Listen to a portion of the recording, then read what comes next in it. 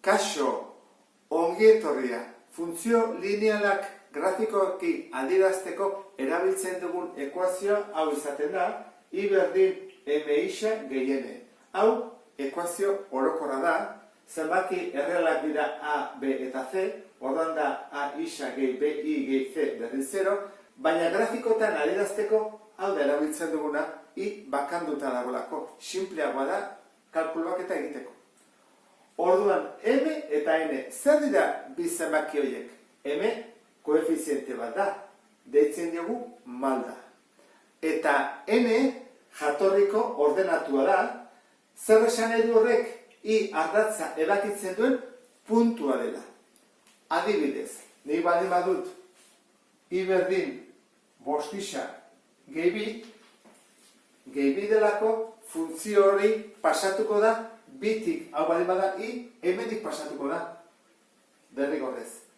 Eta malda bost da. Orduan, malda baldin bada, adibidez, 0 baina handiagoa, malda gorakorra izango da.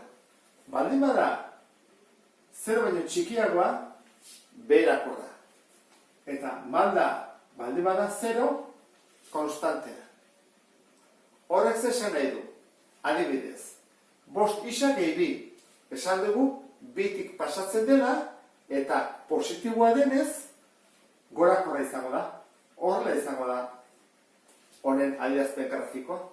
Zuzen bat, goruz doana, eta bitik pasatzen dela. Ze gertatzen da, malda bost izan berrian, baldin bada 10. Eta bitik pasatzen dela. Nola, malda handiagoa den, balio absoluto handiagoa den, horrek esan edu, malda handiagoa dela. Hora izango ezake. Malda handiagoarekin. Eta zer gertatzen da negatiboa baldin bada. Adibidez, ardezagun, dela I berdin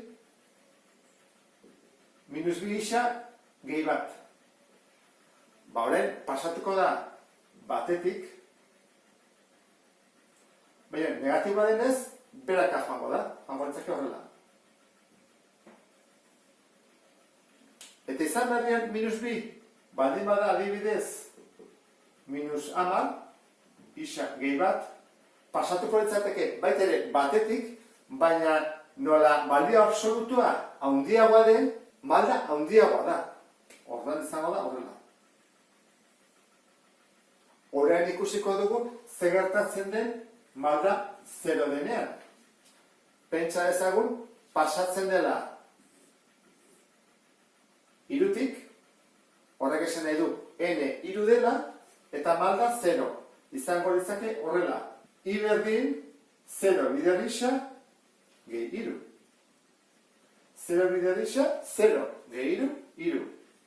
Hau da, ekuazioa. I berdin iru. Eta ez du maldarik, orduan izango ditzake abzisarekiko paraleloa. Hola, hango ditzake. Eta fantazia egun datu bakarra da, zer gertatzen den N denean 0. N berdin 0 baldin bada, jatorrizko ordenatua ere 0 da. Horrek esan edu, hemetik pasatzen dela. 0 puntutik. Funtzioa nola izan daiteke? Adibidez, I berdin, iru isa, eta gehi 0. Hau da, N gabe. Horrelako funtzioei nola deitzen zaie proportzionaltasun zuzeneko funtzioak. Izango litzake adibidez horrela.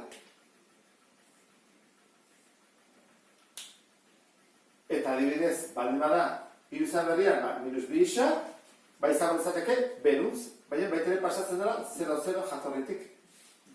Minus bi isa izan berrian, I berdin minus 6 isa izango balitz, horrek esan nahi du, malda handiagoa duela, baina beherakorra, negatiboa delako. Adibidez, horrela.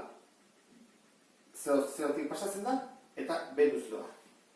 Eta sarrera honekin, oinarria behintzat ondo ulertu duzulakoan, beste bat arte. Agur?